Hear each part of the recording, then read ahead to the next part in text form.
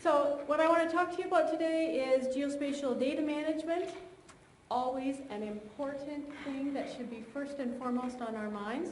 And what the points I'd like to make today, though, are suggestions of how we can address regional issues, how we can provide more support for the region, and also how we can fully utilize the capabilities that we have available to us here at USP.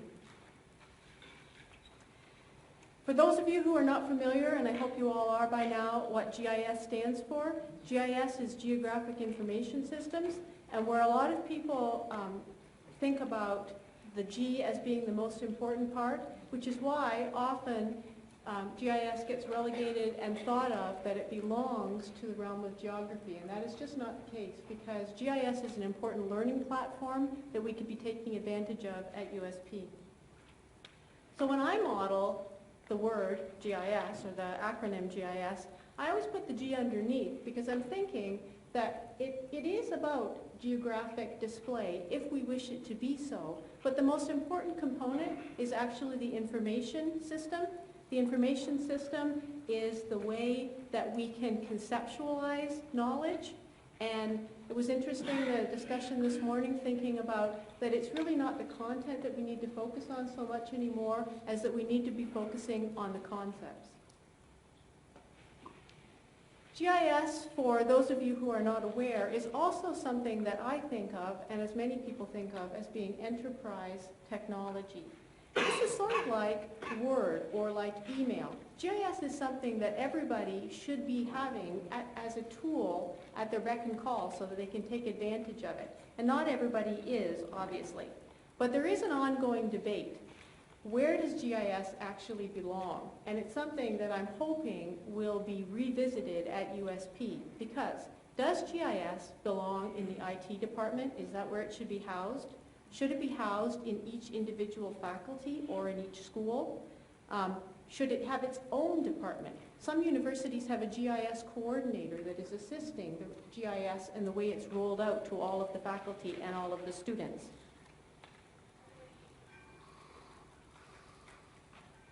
Now, GIS is something also that I think I make a lot of point with my students, is that it's a learning platform, so it assists with STAR, with what's going on with STAR. It assists collaborative learning, interdisciplinary learning. There's a lot of teamwork that can be involved in using GIS if it is used to its fullest capacity. It's a tool for critical thinking that we can use as a learning platform with our students. And when it comes to the visual display and we're using maps, my students particularly have had a lot of fun with that because they're very creative individuals. I get lots of color. Now here at USP, what I think that the three questions that we could be thinking of, that where we could assist the region and where we could assist with learning and teaching at USP, is how do we develop regional GIS? How can we support the need for GIS that our stakeholders have? How do we find the time at the university to develop the capacity to use GIS? Because it's not necessarily an easy tool because it is so broad and it meets so many needs. But it's also very heartening that the Chancellor or the Vice Chancellor said this morning that more time will be given to staff to accelerate and to enhance their learning. So GIS could be part of that. And how do we get data? Now, if you think about it from the perspective of how we get data, we can look at these issues on the left and the right, which is that students like to learn with their own data.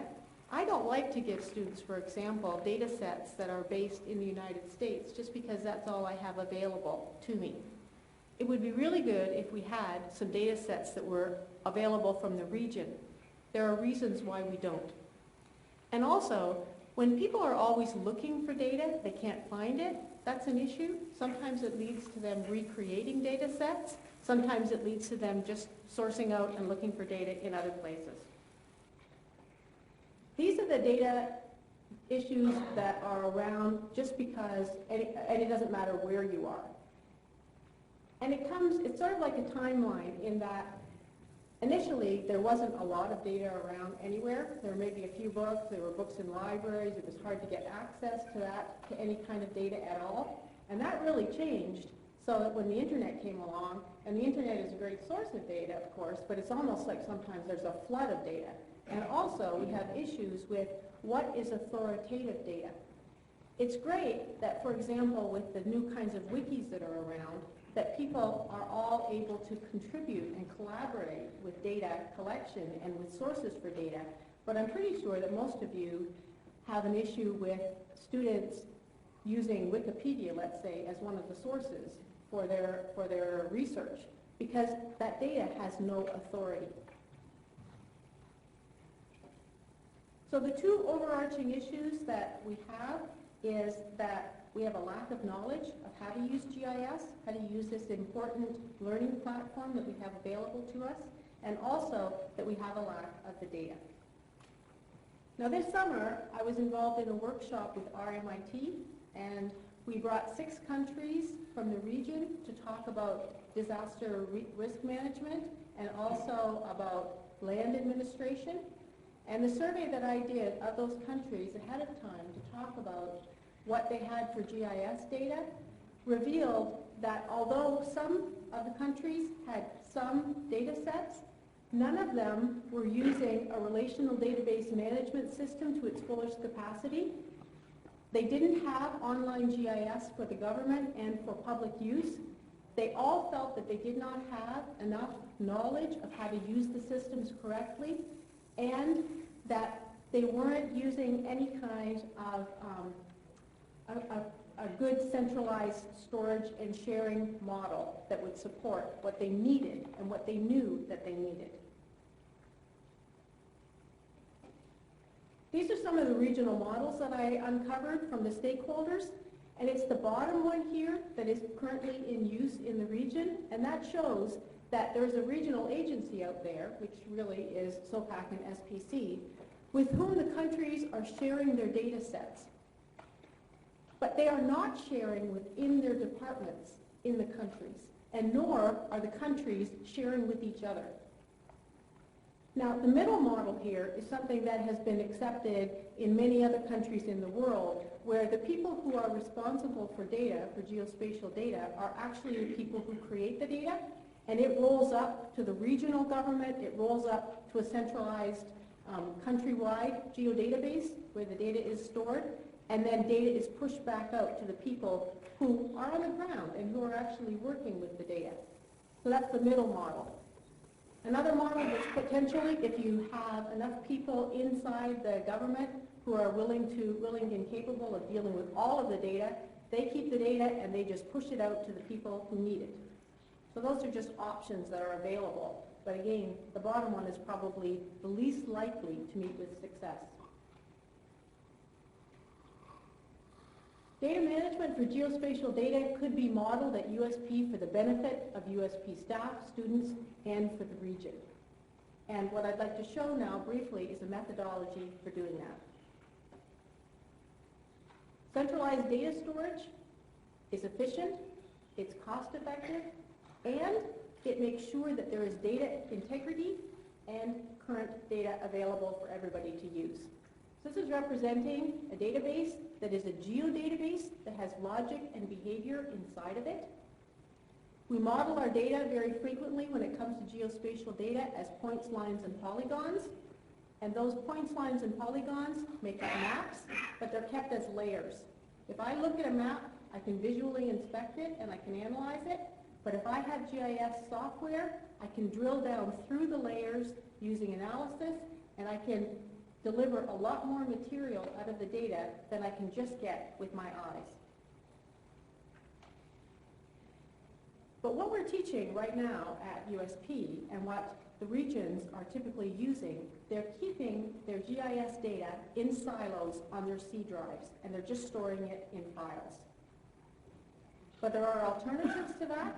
We could have a relational database management system, something like Oracle or SQL Server, and we could have a geodatabase that is built right up on top of that, and we can take advantage of the relational database management system for the things that it does best, and use the logic and behavior from the geodatabase.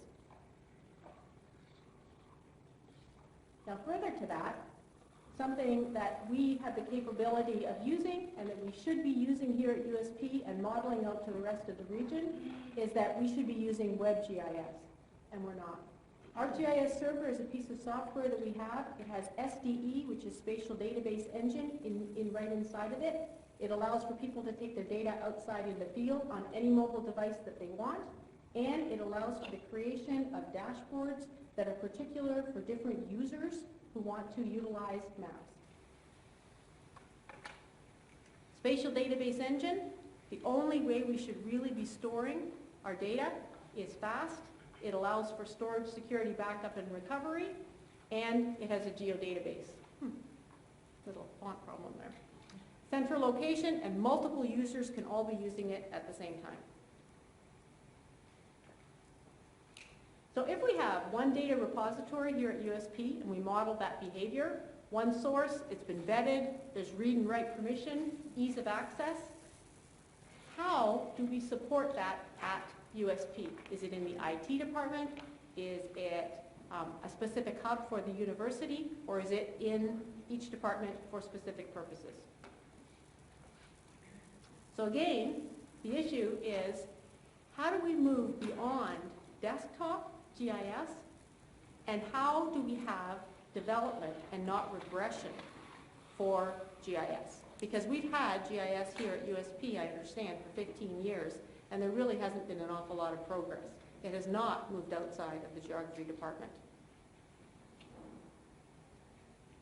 There's a particular regional issue that sometimes is informing what we do at USP, and that is that when the agencies fund GIS software, they give good cheap deals on software, but they don't often pay for the maintenance costs, so the software does not get maintained.